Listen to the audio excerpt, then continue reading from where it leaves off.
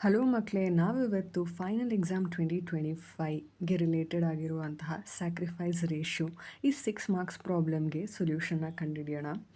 So first ಕ್ವೆಶ್ಚನಲ್ಲಿ Rajesh and Rakesh are partners sharing profits and losses in the ratio 5:3. So 5:3 ಬಂದುಬಿಟ್ಟು old ratio ಅಂತ ನಾವು ಕರಿತೀವಿ. They admit Rakesh as a new partner. The new profit sharing ratio is 3:2:1 respectively. So, ಇದು new ratio. Find out the sacrifice ratio of the old partners.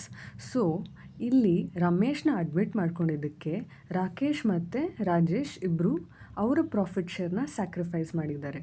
ನಾವು ಅವರು ಎಷ್ಟು sacrifice ಮಾಡಿದ್ದಾರೆ ಅನ್ನೋದನ್ನು ಈ ಪ್ರಾಬ್ಲಮಲ್ಲಿ ಕಂಡುಹಿಡಿತೀವಿ. ಇದಕ್ಕೆ ಫಾರ್ಮುಲಾ ಬಂದುಬಿಟ್ಟು sacrifice ratio equal to old share minus new share. ಇಲ್ಲಿ ಇಬ್ಬರು ಪಾರ್ಟ್ನರ್ಸ್ ಇದ್ದಾರೆ, ಅವರಿಬ್ಬರಿಗೂ ನಾವು ಸ್ಯಾಕ್ರಿಫೈಸ್ ರೇಷಿಯೋ ಕಂಡುಹಿಡಿಬೇಕು. ಮೊದಲಿಗೆ ರಾಜೇಶ್ದು ಸ್ಯಾಕ್ರಿಫೈಸ್ ರೇಷಿಯೋನ ಕಂಡುಹಿಡಿಯೋಣ. ರಾಜೇಶ್ದು ಓಲ್ಡ್ ಶೇರ್ ಎಷ್ಟು? 5:3 ಅಲ್ವಾ?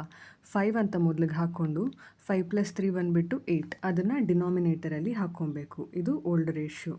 ನ್ಯೂ ರೇಷಿಯೋದಲ್ಲಿ 3 ಅಂತ ನ್ಯೂಮರೇಟರಲ್ಲಿ ಹಾಕ್ಕೊಂಬಿಟ್ಟು 3 + 2 + 1 ದಟ್ ಇಸ್ 6, ಅದನ್ನು ಡಿನಾಮಿನೇಟರಲ್ಲಿ ಹಾಕ್ಕೊಬೇಕು.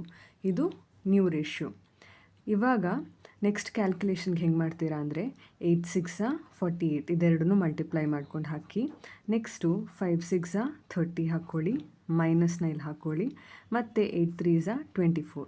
ಓಕೆ, ಸೊ 30 - 24 6 ಬರುತ್ತೆ. 48 ಹಾಗೆ ನೀವು ಡಿನಾಮಿನೇಟರಲ್ಲಿ ಹಾಕ್ಕೊತೀರಾ. ನೆಕ್ಸ್ಟು ರಾಕೇಶ್ ಕ್ಯಾಲ್ಕುಲೇಟ್ ಮಾಡೋಣ.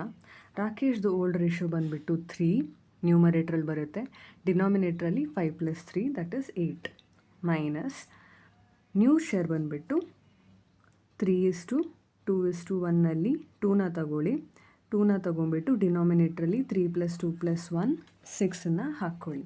ಈಕ್ವಲ್ ಟು 8 6 48, 3 6 18 ಹಾಕ್ಕೊಳ್ಳಿ, ಮೈನಸ್ 8 2 16.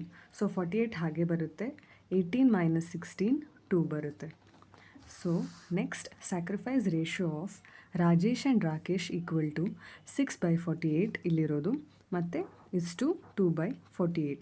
ಇಲ್ಲಿ ನೀವು ಡಿನಾಮಿನೇಟರಲ್ಲಿ 48 ಇರೋದ್ರಿಂದ ಅದನ್ನು ನೀವು ಕ್ಯಾನ್ಸಲ್ ಮಾಡ್ಕೊಬೋದು. ಸೊ ಡೈರೆಕ್ಟಾಗಿ 6:2 ಅಂತ ಹಾಕ್ಕೊಳ್ಳಿ.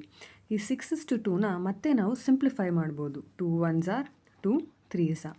ಸೊ 3:1 ಬಂದುಬಿಟ್ಟು ನಿಮ್ಮ ಫೈನಲ್ ಆನ್ಸರ್ ಆಗಿರುತ್ತೆ. Thank you.